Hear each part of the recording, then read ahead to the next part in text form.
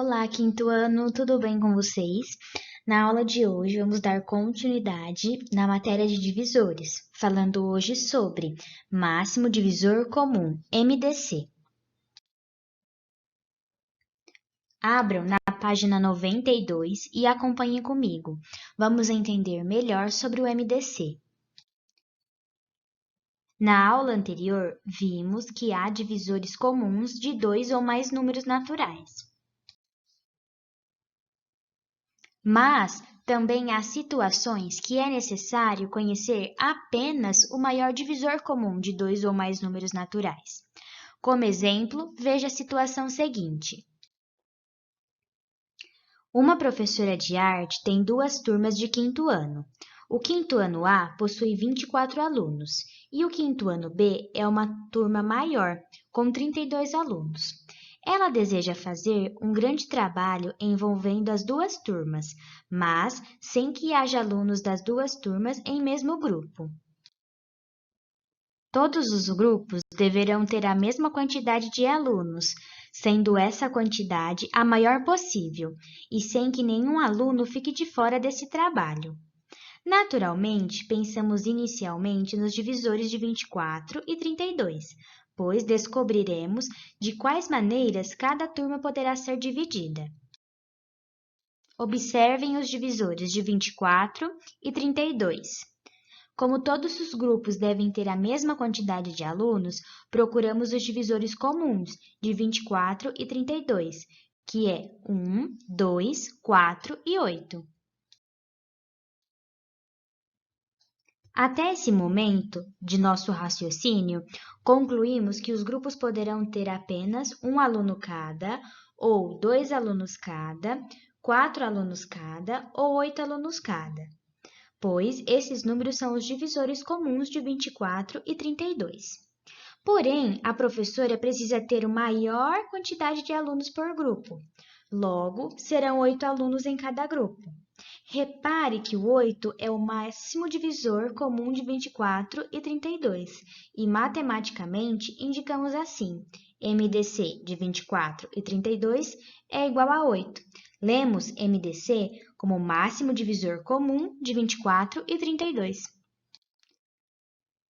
Em outras palavras, na aula passada aprendemos o DC, que é divisores comum de dois ou mais números. Já na aula de hoje, aprendemos o MDC, que nada mais é que o máximo divisor comum desses dois ou mais números. Ou seja, é o maior divisor de dois ou mais números. Vamos refletir um pouquinho sobre esse assunto realizando o número 1, primeiro exercício. Ele está na apostila de vocês, na página 92 e 93. Porém, eu coloquei aqui num slide só para ficar mais fácil de vocês visualizarem. Vamos começar. Em atividades anteriores, apresentamos a ideia do mínimo múltiplo comum, MMC. Lembra naquelas nossas aulas que falamos sobre os múltiplos, não sobre os divisores, sobre os múltiplos? Aprendemos também o MMC. E, nessa atividade, discutimos a ideia do máximo divisor comum, MDC. As ideias de mínimo e máximo podem ser confundidas, caso não se compreenda bem o conceito de cada uma delas. Letra A. Por que não existe um máximo múltiplo comum de dois ou mais números? Porque os múltiplos de um número natural formam uma sequência infinita. Por isso, não existe um maior múltiplo comum. Sendo assim, não é possível encontrar um máximo múltiplo comum de dois ou mais números. Letra B. Por que é possível encontrar um máximo divisor comum de dois ou mais números? Porque os divisores de um número formam uma sequência finita, ou seja, que tem fim. Por isso, há sempre o maior divisor de um número, que inclusive é o próprio número. Portanto, é possível encontrar um máximo divisor comum de dois ou mais números. Letra C. Qual seria o mínimo divisor comum de dois ou mais números? Sempre é o 1. Porque, além de ele ser o divisor de todos os números, ele é o menor deles. Letra D. É possível que o máximo divisor comum de dois números seja 1? Se a resposta for afirmativa, dê um exemplo. Sim, o exemplo é o mínimo divisor comum de 2 e 3, que é 1. Coloquei aqui no vídeo para vocês os divisores de 2 e de 3.